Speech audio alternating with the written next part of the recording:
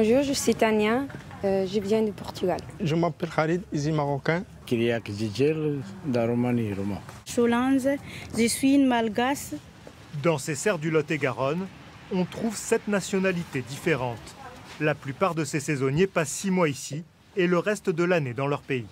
J'ai ramassé les olives là-bas au mois de novembre et décembre et après je reviens ici.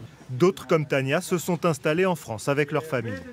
C'est difficile de travailler pendant le chaud et le froid.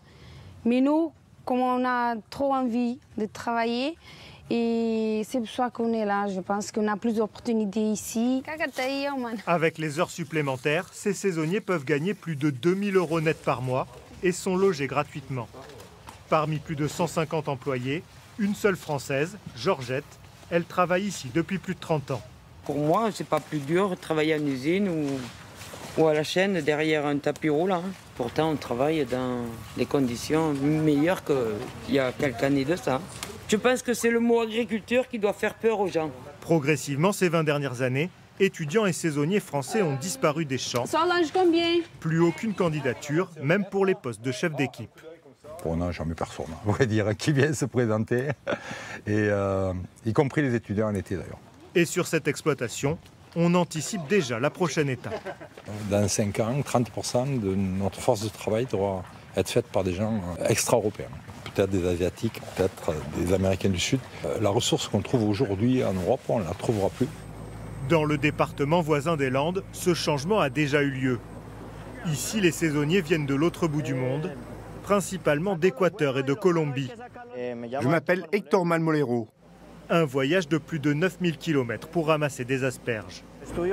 Je suis ingénieur spécialisé dans la canne à sucre en Colombie. Là-bas, il y a très peu de travail et ici, le salaire est bien meilleur.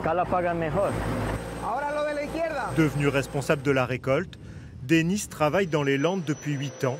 Petit à petit, il a fait venir sa famille puis ses proches. Et maintenant, on a la possibilité que pouvez venir ici pour embaucher, pour travailler et pour gagner un peu d'argent pour les familles.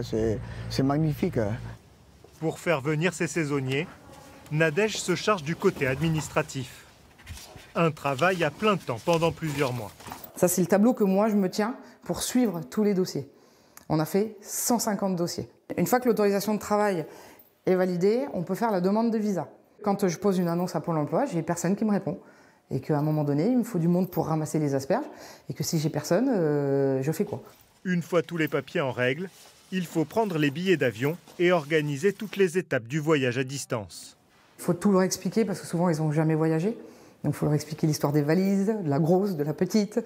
Donc cette année j'ai fait des photos sur les compagnies aériennes. Je leur ai envoyé pour qu'ils sachent exactement ce à quoi ils avaient droit. On commande le billet aller, le billet retour on le prend qu'au dernier moment. Et donc ça c'est à nos frais. Billets d'avion payés par l'employeur et logement construit spécialement pour ces saisonniers sud-américains. Je vis avec ma femme, ici c'est notre chambre. 2 personnes par chambre et l'accès aux espaces communs pour un loyer de 250 € par mois.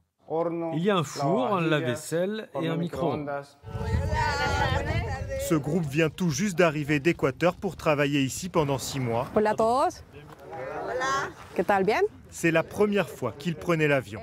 C'est la première fois que je quitte mon pays. Nous sommes heureux d'être arrivés, mais nous voulons juste travailler. Si les Français ne travaillent pas dans cette zone, c'est parce qu'ils n'aiment pas ce métier. Ils ne sont pas habitués à travailler dans les champs. Moi, je viens des champs, donc pour moi, c'est génial.